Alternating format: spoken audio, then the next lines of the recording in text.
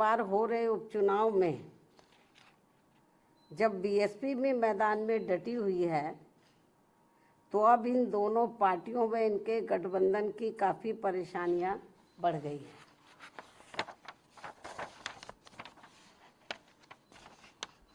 जिससे जनता का ध्यान बांटने के लिए अब बीजेपी बटेंगे तो कटेंगे, और सपा एंड कंपनी के लोग क्या कह रहे हैं, जुड़ेंगे तो जीतेंगे।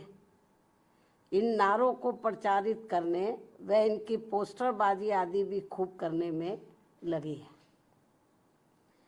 जबकि इनकी हर मामले में रही दोगली सोच व नीतियों को ध्यान में रखकर वास्तव में होना ये चाहिए कि बीएसपी से जुड़ेंगे तो आगे बढ़ेंगे व सुरक्षित भी रहेंगे। हालांकि प्रदेश में विकास व कानून व्यवस्था के मामले में बीएसपी की रही सरकार की तुलना में बीजेपी की वर्तमान में चल रही सरकार से व इसके पूर्व में सपा के रहे शासनकाल से भी जनता को ये जरूर सोचना चाहिए कि इन तीनों में से केवल बीएसपी का ही शासनकाल काफ़ी बेहतरीन रहा है। ऐसे में इनको ये हवाई नारों, ऐसे में इनको प्रदेश की जनता को इनके ये हवाई नारों व पोस्टरबाजी आदि के चक्कर में बिल्कुल भी नहीं पड़ना चाहिए।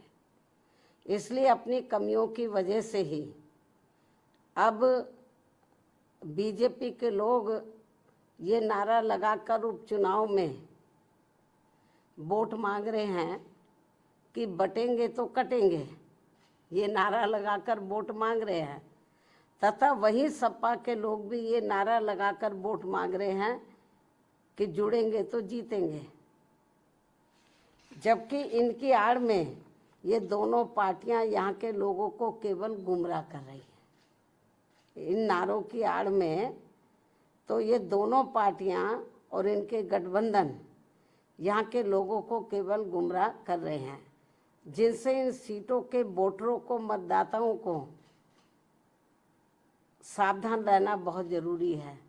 इतना ही नहीं बल्कि सपा की रही सरकार में तो यहाँ अधिकारी लोग नहीं बल्कि सपा के गुंडे, बदमाश, माफिया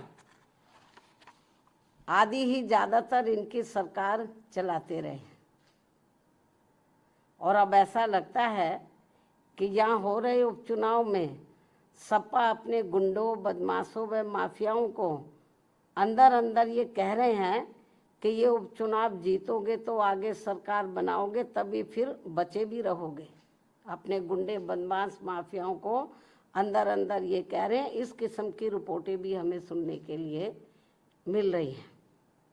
इस प्रकार से इन विरोधी पार्टियों की ऐसी सोच व धारणा से दूर रहकर अब बीएसपी ये चाहती है कि इनसे दूर रहेंगे तो बचे रहेंगे, इन दोनों पार्टियों से, इनके गठबंधन से दूर रहेंगे तो बचे रहेंगे।